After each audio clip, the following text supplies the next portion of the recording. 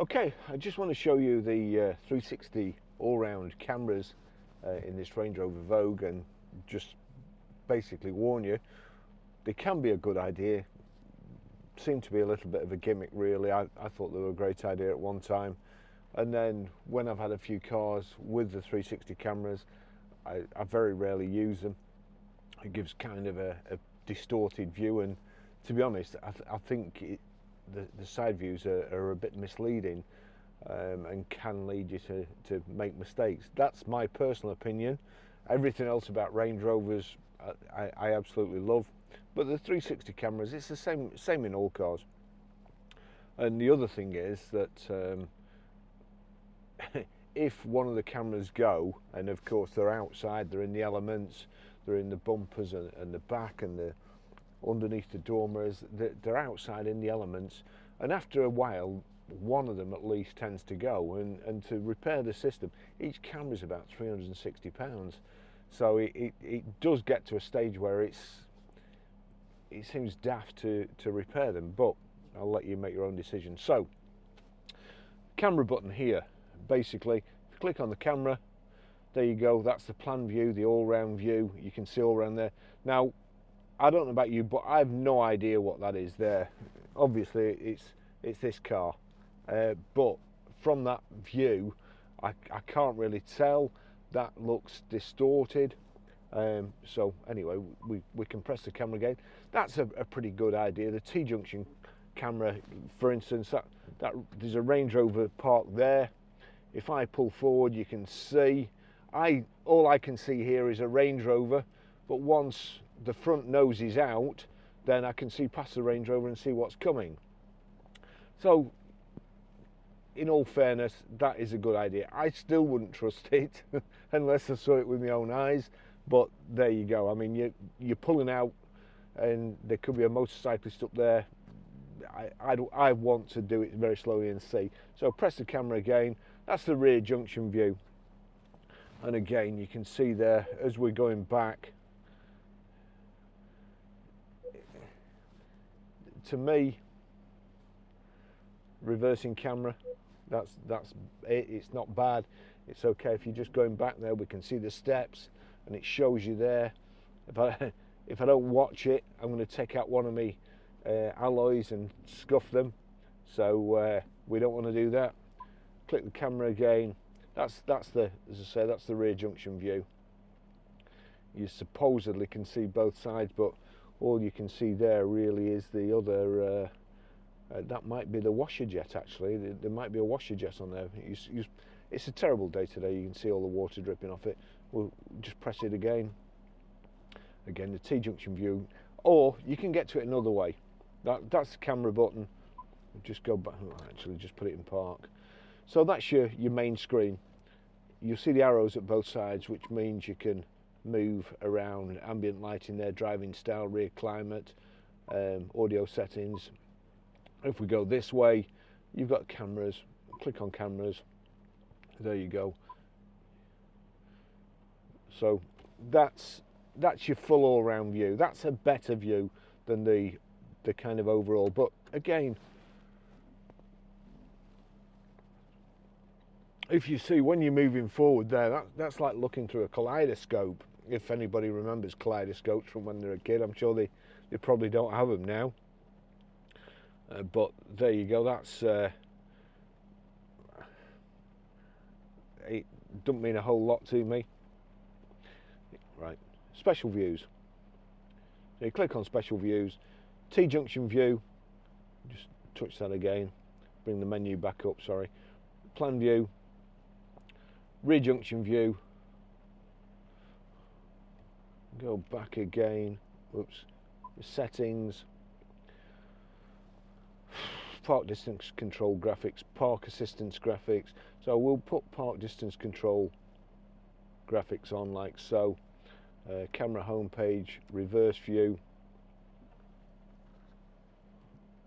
There we go. Look, if you when you're reversing, that's the same with most reversing cameras, but this one kind of gives you a, there you go, it's giving you a warning there.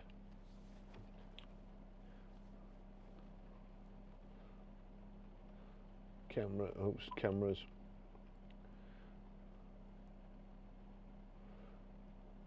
Camera homepage, proximity view, so that's showing you what you're close to. I suppose again you can see down. I'm more worried about the alloy wheels than anything, you know, hitting a curb. So that, again, that's a handy idea. But that's the 360 cameras. So make your own mind up. But that's how you use them. I hope that was clear. Rewinding it in my head, it wasn't. But I hope you can decipher that. The climate control in the Range Rover. So from any screen, if I click climate there, you'll see there climate off. To turn it on, you basically have to have the fan on, and then you can turn the temperature up either individual sides. Well, actually these 4 zones. So you've got here, that's going on my feet, that's going on the screen. Also, if you go into settings, you'll see there off, low, medium, high, low, medium, high, and you've got auto heated screens. Range Rover's got a front heated screen and a rear heated screen, so both those are switched on. Great accessories then.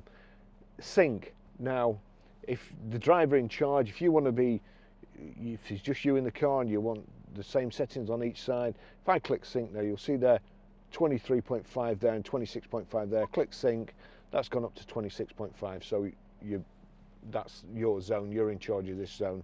The passenger, like my girlfriend, she's either too hot or too cold, never just right, so she's got her own zone there and can control it, and I'm fine over here. Then you've also got the rear climate, and the rear climate is off, so if I click there, then you've got the controls up for the rear climate. You can set the left side. Again, you've also got switches here like that. You see that switch there and that switch like so. I can turn the fan up and then over to the other side and move in that, and then with a bit of luck you'll be able to hear the fan in the back too. That's going away. It's a really, I mean, also I can knock the rear fan down from the drivers. If you're controlling it for your kids, you want to send them to sleep, then take the heat up. Just a suggestion. So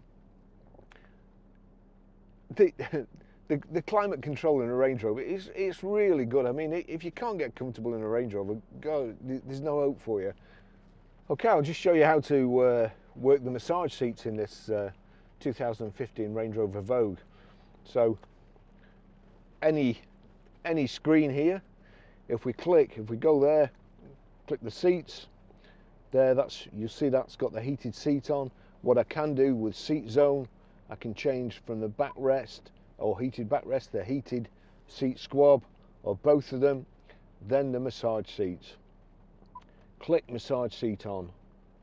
There you go. That's working already, and honestly, it's so good. Now, if I click massage there, you've got intensity, and you've also got program.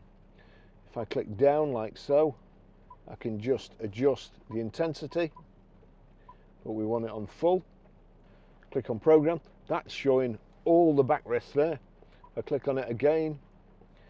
It's showing that the massage is going down your spine. Again, going up.